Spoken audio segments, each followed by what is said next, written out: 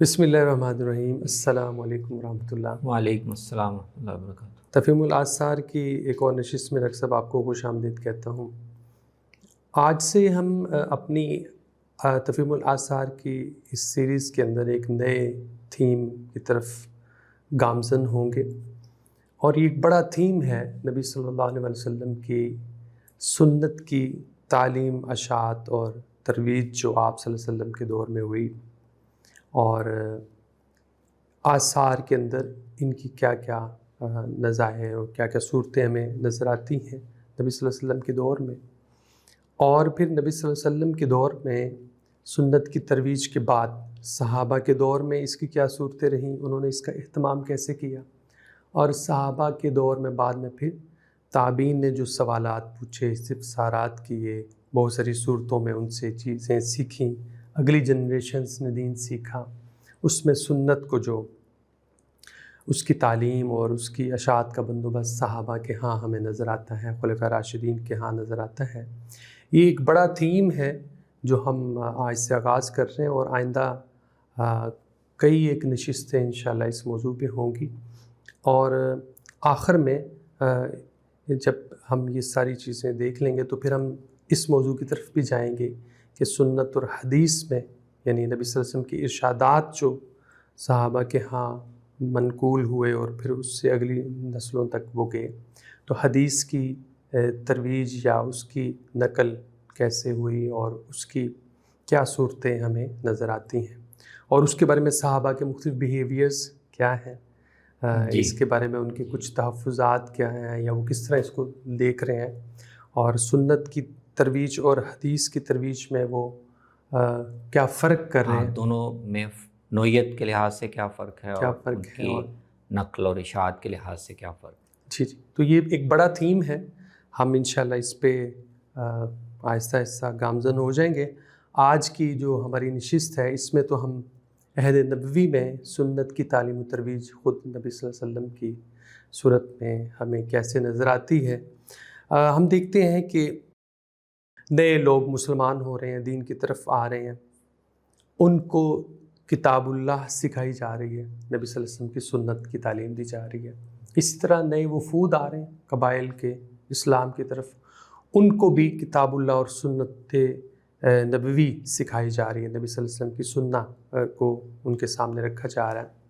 तो ये सारा जो प्रोसेस हम देखते हैं वो हो रहा है। मैं चाहता हूँ कि बिल्कुल आगाज़ में हम थोड़ा सा फ़र्क आपसे जान लें कि ये जो सुन्ना है और फिर हम हदीस का लफ्ज़ इस्तेमाल करते हैं, जो बाद में हम इस मौजू पे तफसीली गुफ्तगू भी करेंगे, इसमें क्या फ़र्क है? जी, ये बहुत एक बुनियादी दायरा है, एक बड़ा थीम है अहादीस व आसार के मुतालिक, जिसमें हम ये देख सकते हैं और देखेंगे इंशाअल्लाह कि कुरान मजीद के साथ दीन का जो एक बहुत बड़ा हिस्सा है, जो नबी सल्लल्लाहु अलैहि वसल्लम के अमल के ज़रिए से, आपकी तालीम के ज़रिए से हम तक पहुंचा है, तो उसकी तालीम का, लोगों तक उसको पहुंचाने का, उसकी इशाअत का एहतमाम नबी सल्लल्लाहु अलैहि वसल्लम के अहद में कैसे किया गया, सहाबा के दौर में कैसे किया गया, और ज़ाहिर है फिर उसी से वो चलता हुआ हम तक पहुंचा। बिल्कुल। तो एक तो बुनियादी बात जो बदीही है वो ये है कि रसूलुल्लाह सल्लल्लाहु अलैहि वसल्लम को जो ज़िम्मेदारी दी गई थी दीन लोगों तक पहुंचाने की, तो उसका एक बड़ा हिस्सा, तो मरकज़ी हिस्सा तो कुरान मजीद था, लेकिन दीन सिर्फ़ कुरान का नाम नहीं था। कुरान तो बिल्लफ्ज़ आप पर नाजिल किया जाता था और अज्ज़ा में नाजिल होता था, और सहाबा को आप साथ साथ सिखा देते थे, याद करवा देते थे। लेकिन आपकी जो ज़िम्मेदारी थी और पैगंबर की हैसियत से जो काम आपके सुपुर्द किया गया, वो सिर्फ़ इतना ही नहीं था कि जो कलाम उतरे वो बस लोगों को बता दें। ये आपके काम का एक हिस्सा था। दीन सारा कुरान में नहीं था, और पैगंबर की ज़िम्मेदारी सिर्फ़ कुरान पहुंचाने तक महदूद नहीं थी। اس کے علاوہ اپنے عمل سے، اپنی تعلیم سے، بہت سی صورتوں میں تصویب سے بھی آپ نے دین لوگوں تک پہنچایا۔ تو اسی لیے یہ ہماری دینی روایت میں ایک بالکل بدیہی بات ہے، اور اسی سے آپ کو ان آثار کی بھی تفہیم ملتی ہے کہ جب ہم دیکھتے ہیں کہ رسول اللہ صلی اللہ علیہ وسلم کے زمانے میں جب یہ صحابہ یہ بتانا چاہتے ہیں کہ رسول اللہ صلی اللہ علیہ وسلم لوگوں کو دین سکھاتے تھے، تو وہ یہ دونوں باتوں کا ذکر کرتے ہیں، آپ قرآن سکھاتے تھے اور آپ سنت سکھاتے تھے۔ جب وہ ذکر کرتے ہیں کہ رسول اللہ صلی اللہ علیہ وسلم اپنے صحابہ کو معلم بنا کر دین سکھانے کے لیے مختلف علاقوں میں مامور کرتے تھے، تو یہ انہی دونوں چیزوں کا ذکر ہوتا ہے، ان کو کتاب اللہ سکھاتے تھے اور ان کو سنت سکھاتے تھے۔ تعبیرات مختلف ہیں، آگے ہم آثار میں دیکھ بھی سکتے ہیں، السنہ کا ذکر آتا ہے، سنن بعض دفعہ تعبیر ہوتی ہے، ان کو سنن سکھاتے تھے۔ بہت سے آثار میں آپ کو شرائع الاسلام کا ذکر ملے گا، ان کو شرائع الاسلام سکھاتے تھے۔ فرائض الاسلام کا ذکر ملے گا۔ بالکل صحیح۔ تو یہ السنت ہو، السنن ہو، شرائع الاسلام ہو، فرائض ہوں، یہ ساری وہ چیزیں ہیں جو رسول اللہ صلی اللہ علیہ وسلم کبھی قرآن کی روشنی میں، کبھی قرآن کے علاوہ آپ کو جو رہنمائی دی گئی وحی کے ذریعے سے، اس کی روشنی میں دین کے وہ سارے اعمال، ہدایات، احکام، پابندیاں جن پر مسلمانوں نے عمل کرنا ہے۔ بالکل ٹھیک ہے۔ تو ان کے لیے جب یہ تعبیر اختیار کی جاتی ہے سنہ کی، سنن کی، شرائع الاسلام کی، فرائض کی، وہ اسی پہلو سے۔ قرآن تو لوگوں نے پڑھنا ہے، اس کے الفاظ ہیں وہ یاد کر لینے ہیں، اس میں تذکیر کی باتیں ہیں وہ سیکھ لینی ہے، اس میں کچھ فرائض احکام بیان کیے گئے ہیں وہ اس سے علم میں آ جائیں گے، لیکن دین بہت سی چیزیں کرنے کا نام بھی ہے۔ بالکل ٹھیک ہے۔ تو وہ ساری باتیں جو مسلمانوں نے اپنی زندگی میں ان پہ عمل کرنا ہے، ان کو اس کے اختیار کرنا ہے، اس کے مطابق زندگی گزارنی ہے، ایک دینی زندگی میں ان کو بطور شعار اختیار کرنا ہے، وہ پھر سنن میں، السنہ میں شمار ہوتی ہے۔ اور اس دوسرے سوال پر ہم تو آگے چل کر تفصیل سے بات کریں گے، لیکن اسی سے ہمیں وہ فرق بھی واضح ہو جاتا ہے کہ سنن یا السنہ یا شرائع الاسلام، اس میں اور احادیث النبی، رسول اللہ صلی اللہ علیہ وسلم کی احادیث اور باتیں، ان میں نسبت کیا ہے، تعلق کیا ہے، تو ایک بنیادی طور پر وہ بھی واضح ہو جاتا ہے۔ احادیث میں تو رسول اللہ صلی اللہ علیہ وسلم کی ہر طرح کی باتیں شامل ہیں۔ ٹھیک ہے، بالکل صحیح۔ آپ اپنی زندگی میں ہر نوعیت کی باتیں کرتے ہیں، ٹھیک ہے۔ ان کا تعلق ذاتی زندگی سے بھی ہوتا تھا، عام زندگی کے معاملات سے بھی ہوتا تھا، دین کی تفہیم، تشریح، تعبیر سے متعلق بھی ہوتی تھی۔ لوگ کوئی بات پوچھتے تھے، آپ اس کی بھی وضاحت کر دیتے تھے۔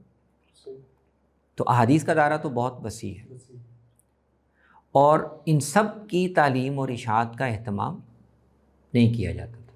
بالکل ٹھیک ہے۔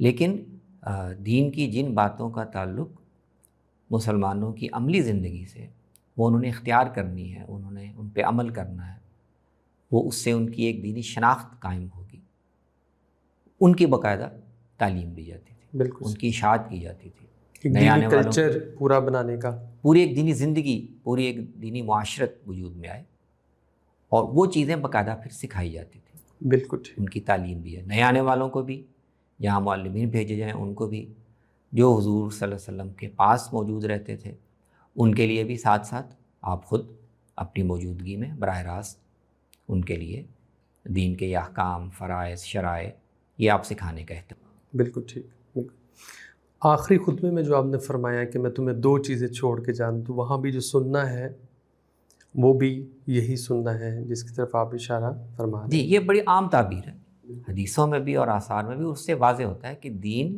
دو چیزوں کا نام ہے، اللہ کی کتاب جو الفاظ کی صورت میں ہے، اور اللہ کے دین پر عمل کرنے کے کا وہ نمونہ اور اس کے وہ سارے احکام اور وہ سارے شرائع جو پیغمبر نے امت کو سکھائے ہیں اور اس کی تعلیم اور اشاعت کا اہتمام کیا ہے، اور وہ معلوم ہے لوگوں کو، بالکل مسلمانوں کی کمیونٹی میں وہ معروف ہے، کیونکہ اسی کے لیے یہ تعبیر اختیار کی جا سکتی ہے کہ میں 2 چیزیں چھوڑ کر جا رہا ہوں اور اس کے بعد میں نے اپنی ذمہ داری پوری کر دی۔ تو کتاب اللہ بھی مسلمانوں کی جماعت میں معلوم ہونا، ایکسیسیبل ہونا، یہ اس کا حصہ ہے، اور سنت جو سکھائی گئی جس کا آپ حوالہ دے رہے ہیں کہ میں چھوڑ کر، وہ بھی ایسی ہے کہ اس کی باقاعدہ لوگوں میں اشاعت کی گئی، تعلیم دی گئی، تاکہ ہر جگہ مسلمان جہاں پر بھی ہوں ان دین کے بنیادی احکام سے، فرائض سے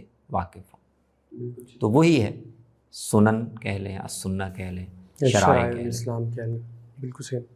اب ہم کچھ آثار کا مطالعہ کرتے ہیں کہ نبی صلی اللہ علیہ وسلم کے عہد میں کیسے سنت کی، جس کی طرف آپ نے وضاحت فرمائی ہے، اس کی تعلیم ترویج نبی صلی اللہ علیہ وسلم کے دور میں کیا کیا صورتیں ہمیں نظر آتی ہیں، اور خاص طور پہ کہ وہ کیا، یعنی اس کے کانٹینٹ میں کیا چیزیں شامل ہیں، وہ بھی ہمارے سامنے آ جائیں گے، بالکل، جن کی باقاعدہ تعلیم دی جاتی تھی، اشاعت کی جاتی تھی، اور لوگوں سے کہا جاتا کہ یہ سیکھو، بالکل تم نے عمل کرنا ہے۔ جی، عبادات کے دائرے کی ایک چیز ہمارے سامنے آتی ہے۔ ایک شخص آیا نبی صلی اللہ علیہ وسلم کے پاس اور اس نے کہا کہ یا رسول اللہ، نمازوں کے اوقات کیا ہیں؟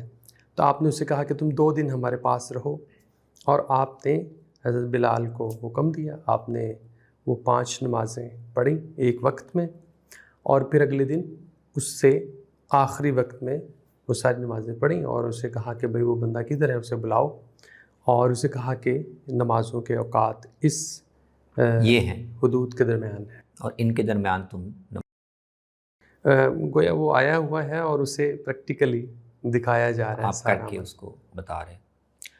تو یہ بہت اہم روایت ہے۔ تو اس سے ہمیں ایک تو السنہ یا السنن کے دائرے میں یا اس کے مشمولات میں کیا چیزیں تھیں، تو سب سے اہم چیز تو اس میں نماز ہے۔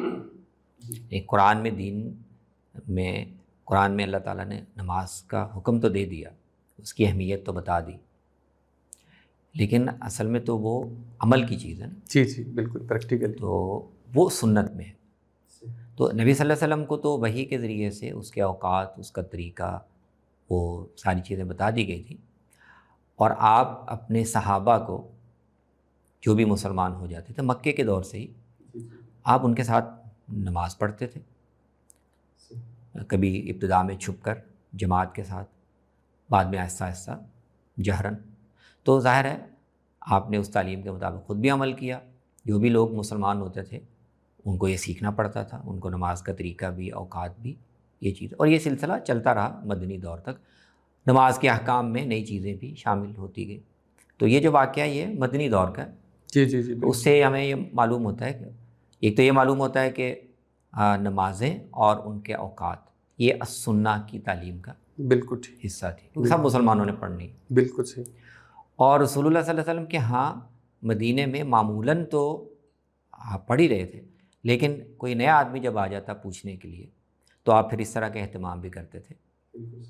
اب اس میں آپ نے لفظاً یہ بتانے کے بجائے کہ ظہر کی نماز اس وقت شروع ہوتی ہے، وہ بھی مناسب ہے، لیکن عرب میں اکثر لوگ اعراب ہیں اور وہ عمل سے دیکھ کر چیزیں زیادہ سیکھتے ہیں، تو آپ نے کئی موقع پر اس کا اہتمام کیا کہ یہ 2 دن ٹھہر جاؤ، تو پھر اس کی رعایت سے ایک دن آپ نے ابتدائی وقت میں نماز پڑھی، پھر اگلے دن اختتامی وقت میں نماز پڑھی، تاکہ اس آدمی کو بالکل واضح ہو جائے کہ یہ اوقات ہیں، اور پھر کہا کہ ہاں آپ اس کے مطابق خود بھی پڑھا کرو، اور قرائن سے لگتا ہے کہ جیسے وہ آدمی اپنے علاقے میں کوئی ایسا آدمی تھا جو وہاں جا کے بھی لوگوں کو تعلیم دے سکتا ہے، اس لیے آپ نے اس کے لیے خصوصی اہتمام، ایک پریکٹیکل اس کو یعنی گائیڈنس مل گئی کہ اس طرح سے ان اوقات میں جا کے نمازوں کا اہتمام کرو۔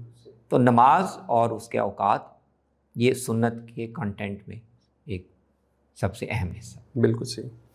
ہم دیکھتے ہیں نماز ہی کے اندر کچھ مزید جزیات یا تفصیلات میں بھی آپ سے واضح فرماتے ہیں۔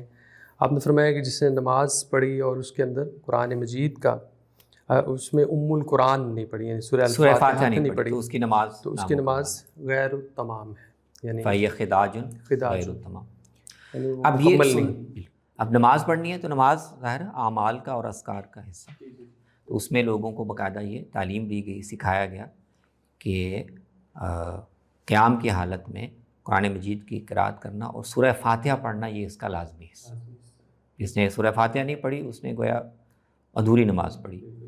تو یہ باقاعدہ تعلیم دی جاتی تھی، سکھایا جاتا تھا. بالکل صحیح. اسی طرح آپ صلی اللہ علیہ وسلم نے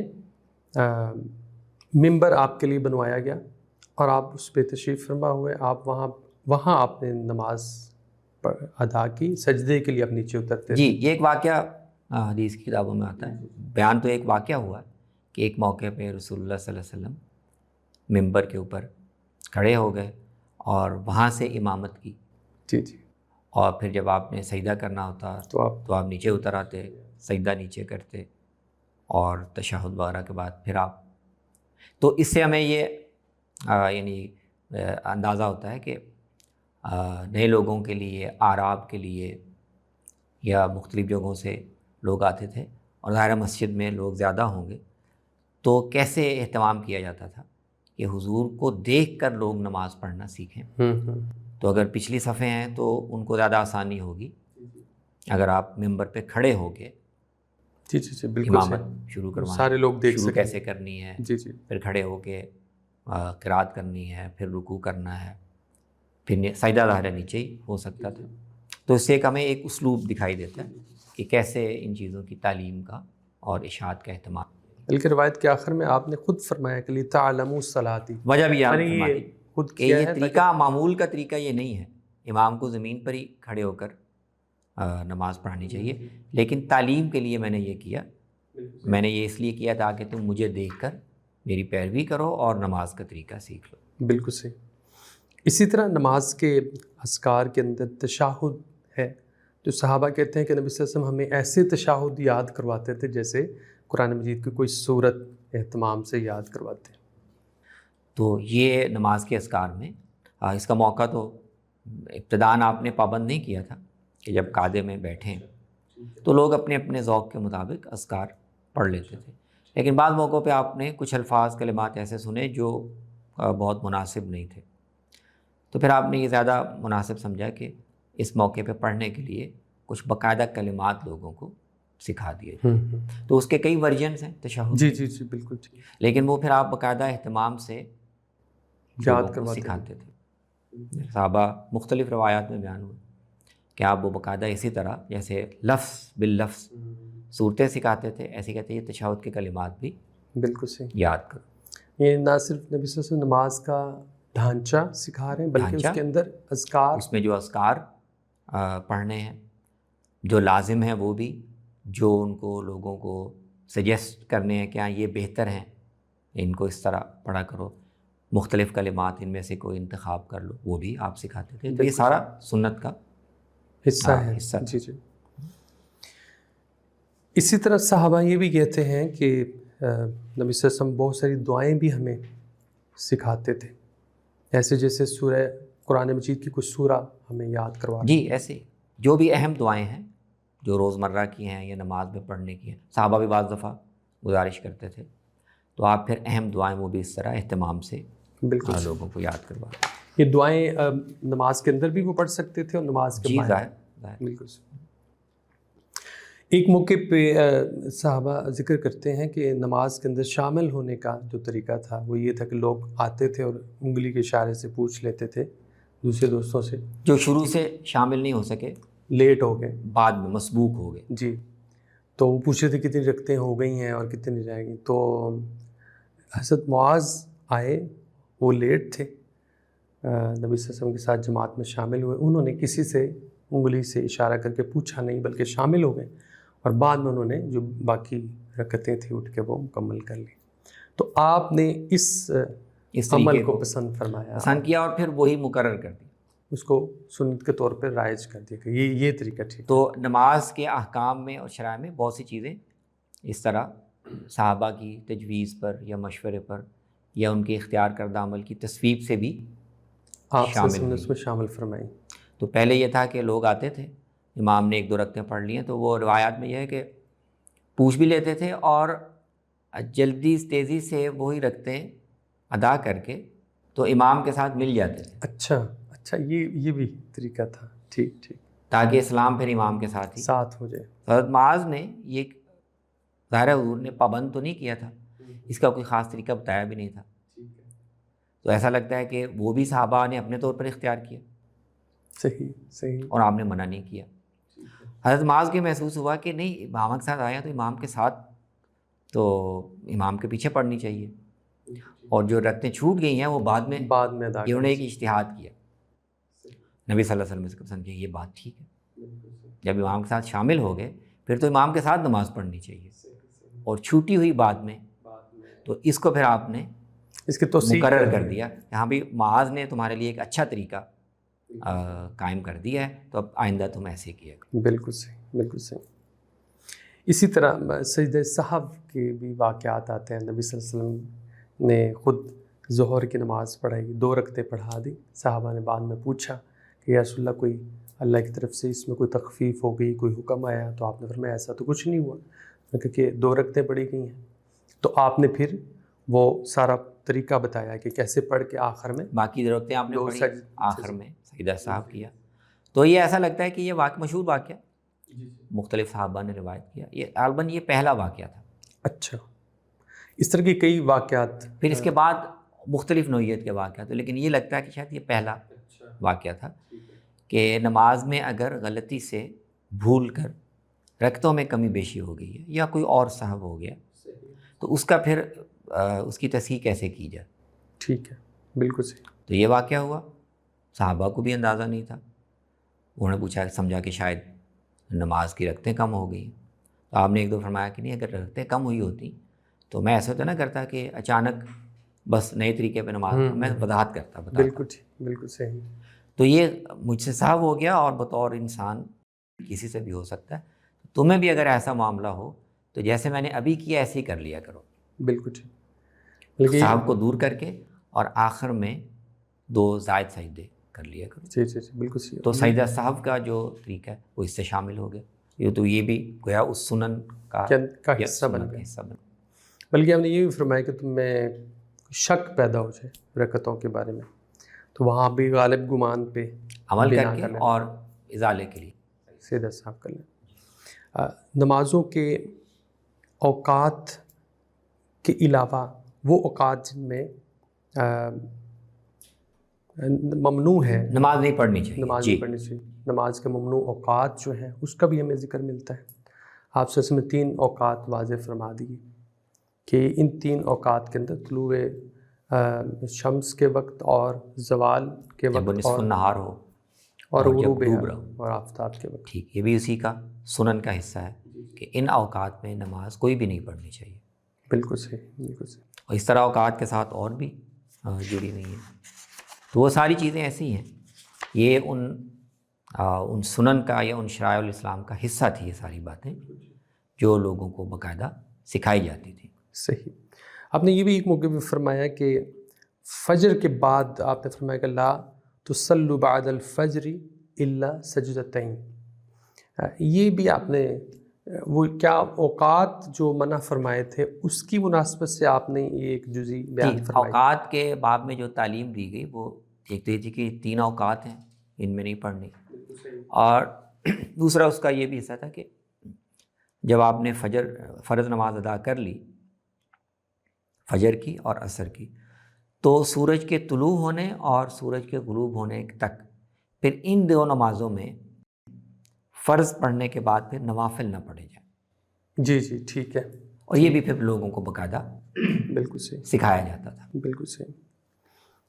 اسی طرح ایک صحابی ہیں, انہوں نے جمعے والے دن غسل کے بارے میں دوسرے صحابی سے پوچھا, تو انہوں نے جواب دیا کہ یہ تو سننا ہے, کیونکہ نبی صلی اللہ علیہ وسلم نے ہمیں یہ بات ممبر پہ تشریف فرما تھے, آپ نے ہمیں یہ بتایا تھا کہ جمعے والے دن غسل جو ہے غسل کر کے, ابھی نماز کے علاوہ ہمیں اور چیزیں بھی نظر آ رہی ہیں, پاکیزگی اور طہارت کے بہت سارے شرائع جو ہیں. ظاہر ہے شرائع لوگوں کو سکھانے کا اور ان تک پہنچانے کا, ان کو تاکید کرنے کا بڑا موقع تو جمعہ کا خطبہ ہوتا تھا. بالکل ٹھیک. وہ خطبہ اسی لیے ہوتا تھا کہ لوگوں کو مسائل کی, احکام کی, شرائع کی تعلیم دی جائے.